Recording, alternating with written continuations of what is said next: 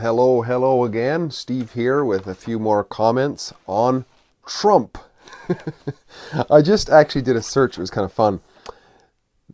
Aside from this one, there are 1, 2, 3, 4, 5, 6, 7, 8 podcasts in my repertoire of about 800 YouTube videos, each one with about 5 views each, which contain the name Trump in the video. So it's getting up there all right to about a giant 1%, I guess. Now, the reason I wanted to do this one was a bit of a reply video to somebody who was asking me if I could clarify something that we came across a couple of days ago. A couple of days ago, I was invited to a friend's house to watch a video. And, I've gone to those discussions, to those videos before. Usually a great time, always a great time. And the idea was that we would watch the video and usually we'd have a discussion on something that came up in the video. Normally I'd take a few notes and so on. And there were five of us in total there. We watched the video, and about halfway through the video was stopped. And the lady who was hosting the thing, she asked, does anybody have any comments? So I had written a couple of notes, and one of the things I noticed in there was that there were two speakers. It was a presentation by Dr. Gabor Mate and another guy whose name slips my memory right now. But Gabor Mate had made, and they were talking about the importance of finding your true self, essentially. And he had made a bit of a crack at one point about, and this was being in Vancouver, I believe. So he made a crack about Donald Trump, George Bush, and then to make the Canadian side of it, who? Stephen Harper, of course, right? Now, you'd think that if he had gone to Donald Trump, he might next go to Barack Obama, but that was absent. Or Bill Clinton, or somebody else, right? Or Trudeau on the Canadian side of things. And the next guy came up, and it wasn't right away, it was quite a while later. The next guy, who I believe he might have been American, I'm not sure, but once again, he brings up a very similar sort of comment about, guess who? Donald Trump, and skipped over Barack Obama and went straight to George Bush, right? So I thought that was interesting, So when the video was paused, and the question was, does anybody have a comment on the video so far? I brought that up, that I asked a question initially. I asked everybody, why do you think it is that when they had a political reference, they only referenced so-called right-wing politicians? And instantly, there was what I'm going to call the Trump trigger test was fired. Instantly. There were 3 people came at me with emotional triggers, which were very profound, to the point where I was triggered by that. I felt the emotional reaction taking place in there. And the reason I want to talk about this is because I'm calling this video the Trump trigger test, because it's a test for whether there can be a conversation. Because what I realized in that setting there is I couldn't have a conversation, because there were topics that were obviously off topic. I was referred to immediately by somebody because they were talking about addictions. So somebody said with an emotion-packed, asked through an emotion-packed question back to me, what, are left-wing people addicts? Like, are you implying that? I had asked a question, right? The other guy who basically told me that I was negative and that I was a Trump supporter. And the third person backed up the guy who said I was a Trump supporter. And she basically said that, yes, I had said so many times. And actually, and I'm gonna say it here, obviously these people don't watch my videos and don't, but that's not a surprise because not very many people do. But I'm going back here. October 30th, October 31st, November 8th, November 13th, November 14th, November 15th, March 11th, and May 11th, all videos about Trump, to do with Trump, that have Trump in the name actually, and there's other videos where I mention Trump, and I almost always, if I remember, I state in there my stance on Trump. And to my knowledge, I mean, the thing is open. Please, by any means, if you've got evidence that I said I was a Trump supporter, please send it to me. Because emphatically I say on these videos that I list, I explain that I'm not a Trump supporter. I don't vote for anybody, right? And just to give you a little bit of a rundown, just so I can say it once again, it's akin to this, right? If I saw a guy who people were saying was a murderer, who they said that he killed 100 people, and then it was found out that he only murdered one person, well, I would be relieved that that was the case. But it wouldn't mean that wouldn't imply that I'm a supporter of this murderer, right? In fact, the guy who told me that I was a Trump supporter, his justification was that I didn't like Hillary Clinton. What the fuck, you know?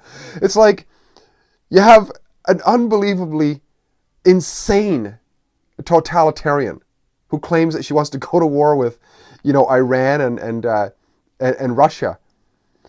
And, you know, because I don't like her, somehow I'm a Trump supporter. It's mind-boggling to me what people come up with. But it really is the Trump trigger test. And I've learned something that, you know, sometimes we can really, really quickly discern who it is that we can actually talk to. And if somebody gets triggered over an idea, well, I can't have a conversation. I mean, here it was. We were at an event, right? We're watching a video. The video is stopped. And there's the invitation for contribution and comments on what we saw. Well, both speakers had brought up Trump, Bush, Trump and Bush. Both of them did. In their conversation. It wasn't just a passing thing. They spent a little bit of time explaining what they thought about it. But as soon as I commented on that, in fact, I was even told by the one who was running this event, and she asked me actually, how did you know that I was triggered? Well, because I was basically told that I was off base. I mean, unless I missed something, it was, we're going to go watch a video at her house. The video was stopped. Any comments on the video? And I'm apparently negative for bringing something up that's on the video, and I'm just questioning about it. I was off topic. And then when I pointed out that actually, I just asked the question, how can I be off topic when you're asking for comments and I'm making a comment about content in the video? There's not only content in the video, but it's content that was brought up by both speakers in the video. How is that off topic? Oh, because we want to talk about ourselves, or what does it mean to us? Well, it's a good question, isn't it? I didn't get to there yet, maybe. And then later on, because what happens when people are triggered, and here's another telltale of the trigger, is often not to admit it, right? And to actually double down or divert onto something else. Because that was the case early on when it first happened by her, was that we were supposed to talk about what this means to us. But later on, there was a discussion about how I was being a little bit disrespectful of her event because I talked too much. Well, that was never suggested to me before, and I don't think it had anything to do with that, because if I'd been talking about something that was in her confirmation bias, then that would have been fine, I'm sure. But because it was this Trump trigger, as I'm calling it now, that 3 people ganged up on me on, and 1 sat silent, then it's I'm just led to conclude that that's what I'm going to call it, and that's what it appeared to be anyways. So what else was I going to talk about here?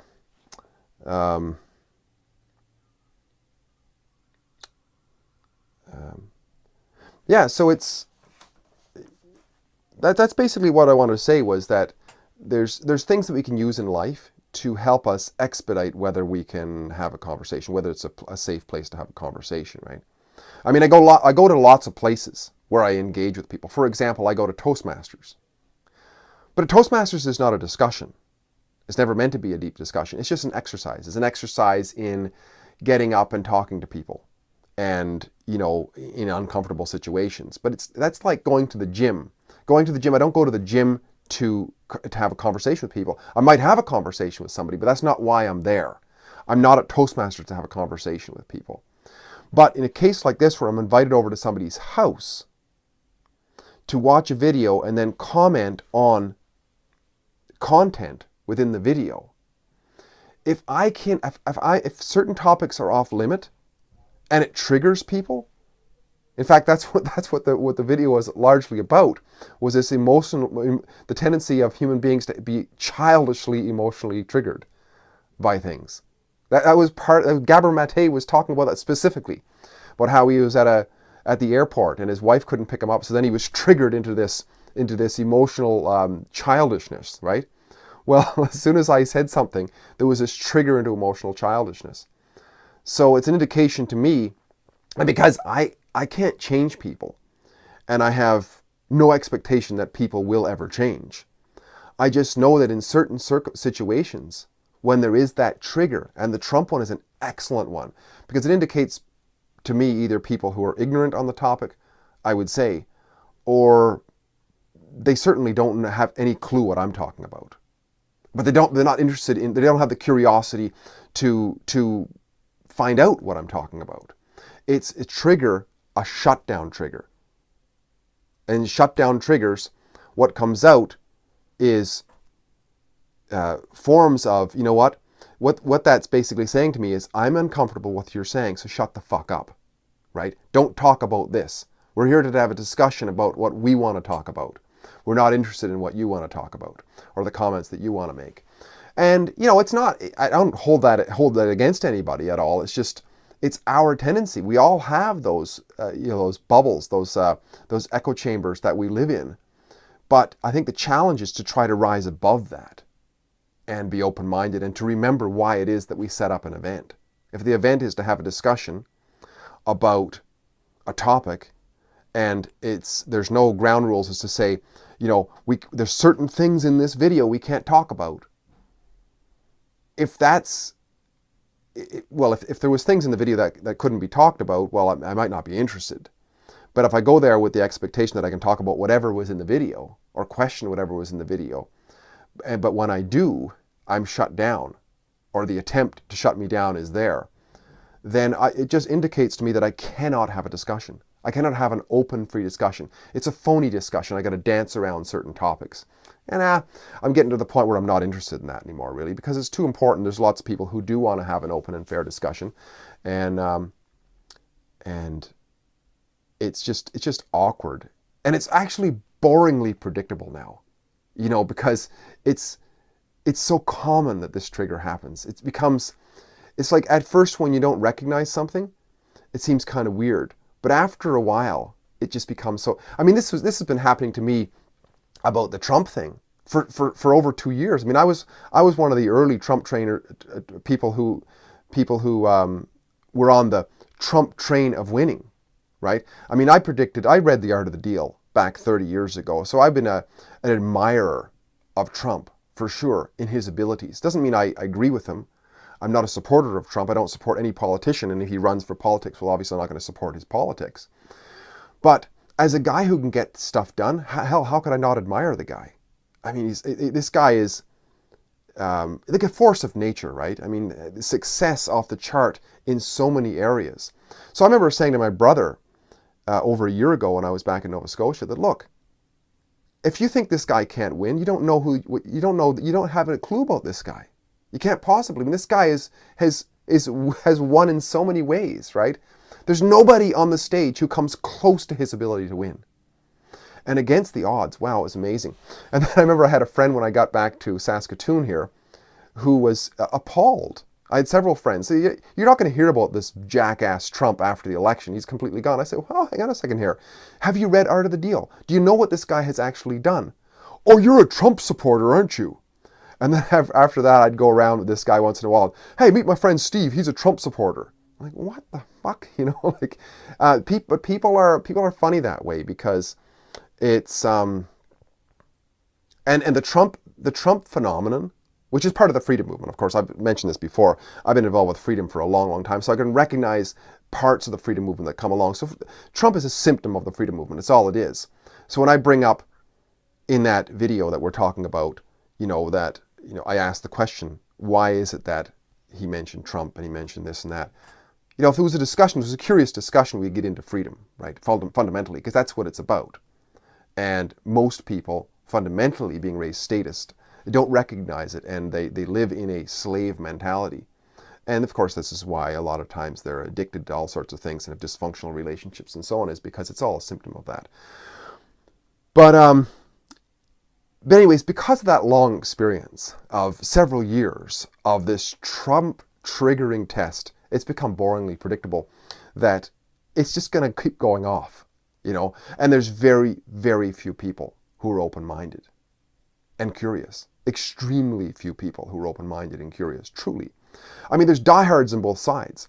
There's diehards on the Trump train side too, on the Trump supporting side too. So as soon as you mention anything about the Hillary Clinton or Justin Trudeau or whatever, it triggers them as well. And I know many of those people as well. They're not much different at all.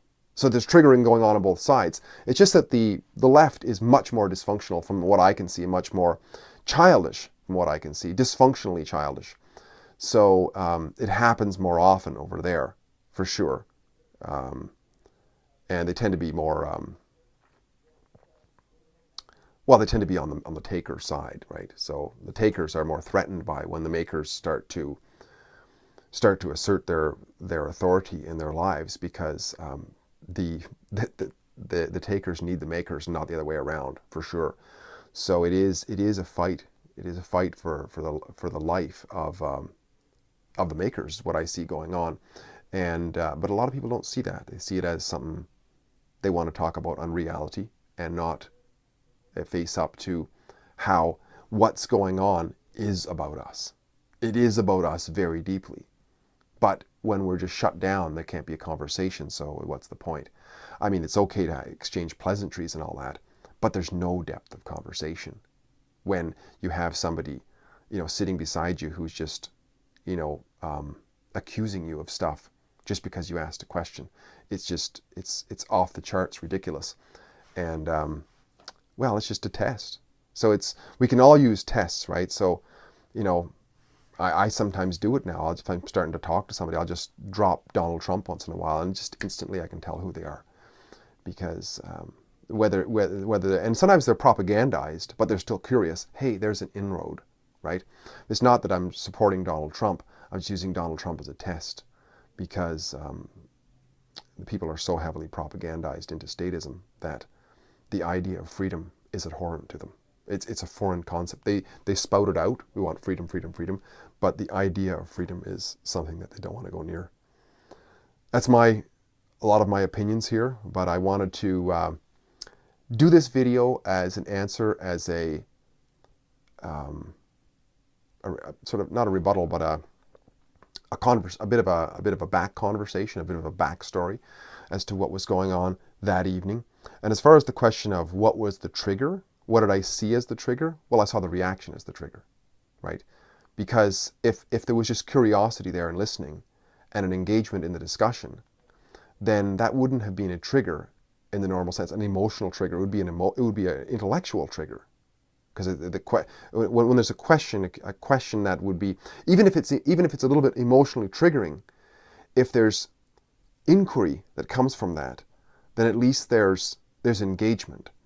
But when there's a support of shutdown, or an involvement in the shutdown of the conversation, that's based purely, and I could see it physiologically too. I could see it in the faces of these people who are sitting beside me, and you could see it in the eyes of people who are triggered, because eyes being the window of the soul, so you can see the emotions come through there. It was like a combination of fear and worry and confusion and all that mixed up together. It wasn't there weren't eyes of serenity or curiosity. So I would say that was my experience, and it was an excellent one. I appreciate the experience.